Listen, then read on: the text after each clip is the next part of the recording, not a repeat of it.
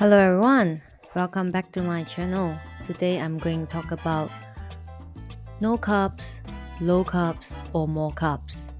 I guess a lot of people have been talking about whether or not carbs are good for weight loss, having less carbs, no carbs or more carbs.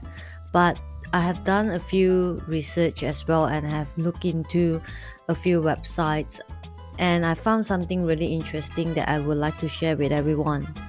As you can see from this Better Health, it says that carbohydrates are actually essential for a healthy body and should not be removed from the diet. So, do we need carbohydrates? Carbohydrates are essential for a well-balanced diet and healthy body. They are the body's preferred energy source and fuel vital organs, including the brain, central nervous system and kidneys. Carbohydrate is also an important energy source during exercise. As you can see here, the digestive system breaks down carbohydrates into glucose and the pancreas secretes a hormone called insulin to help glucose move from blood into the cell. So which food actually contain carbohydrates? Includes grain, bean, dairy, fruits, starchy vegetables such as potatoes, sweet potatoes, bean, corn, processed or refined foods such as white breads, white rice, hot chips, or sugary sweets such as biscuit, cakes, and lollies. What is a low-carb diet? Low-carb diets are popular because they are based on claims that carbohydrates cause weight gain. Although there are different variations, essentially low-carb diet restrict carbohydrates foods and replace them with food that is usually high in protein or even fat to lose weight.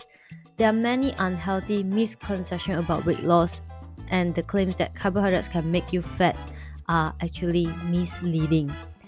So weight gains come from excess overall kilojoules, or you call it as energy, which can come from any food source, including foods lower in carbs and higher in fat or even protein. Very low carbohydrates diets are unlikely to meet your daily nutrition needs. That has been said.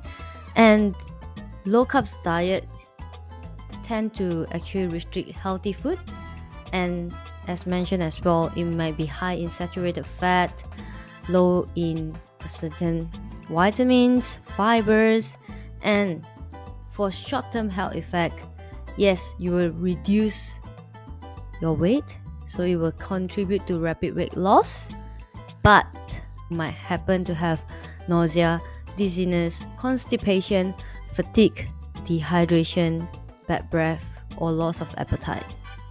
For the long term, you might actually happen to you if you didn't have enough carbohydrates.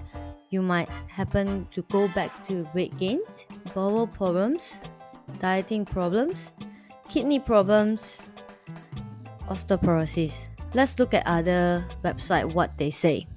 Low carb diet, normally they call it as keto diet.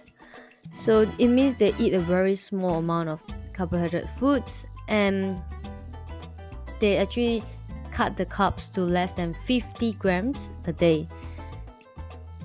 And that is what you could find in a couple of apples. So most healthy eating guideline will recommend up to 200 grams of carbohydrates a day. But ketogenic diet originated in 1920s is actually a treatment for children epilepsy, and there's evidence that it helps. But if you just want to lose your weight and you just want to be healthy, do very low carb diet works.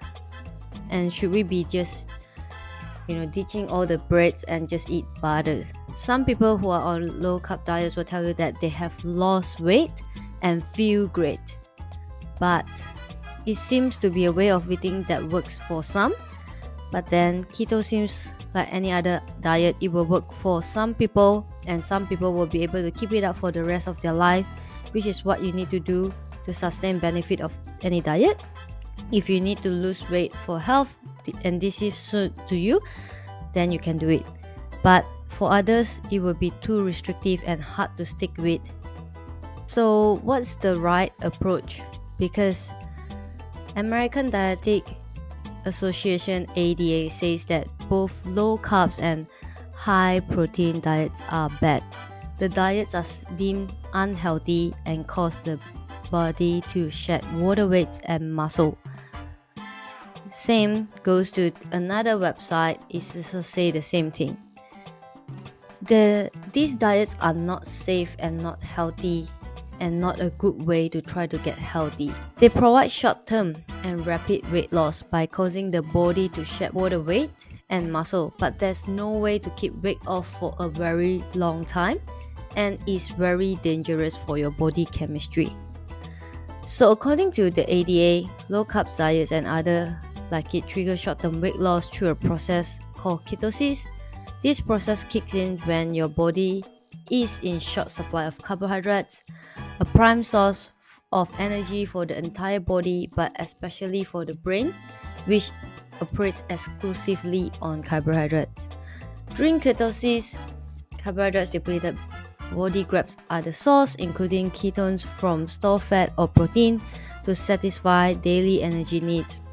This leads to ketoacidosis, a state similar to with type 1 diabetes. This type of diet can actually have a negative long-term impact on health.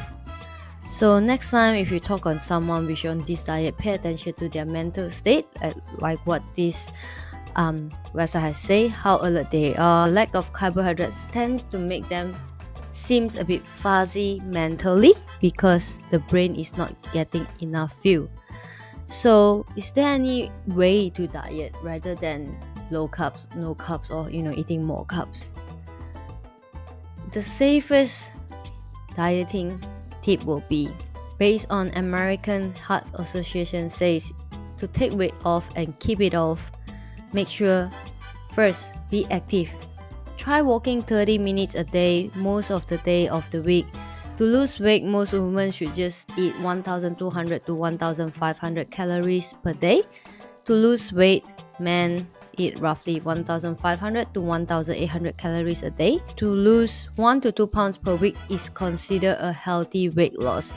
So people who lose weight gradually are more likely to keep the weight rather than if you lose the weight suddenly and then you will gain it back straight away. It's called the yo-yo effect. So make sure that you eat no more than 30% of your total calories from fat. Includes at least 5 servings of fruits and vegetables in your diet each day. Examine your eating habits. Keep a written journal of what and when you eat, or you can even take photos with a timestamp. Then you know what you eat and when you eat. Weigh yourself only once a week. Eat breakfast to curb binge eating.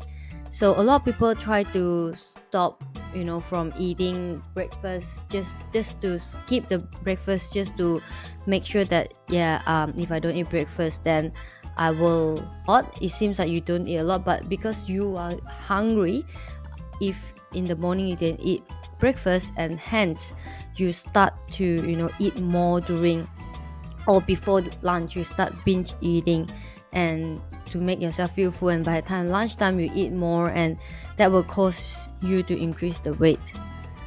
So there's still actually a lot of things that we do not know about food and nutrition. Nutrition is a relatively young science, and we do not know until you try with your body mechanism in the short run. So every one of they are adapt to different diet, I would say.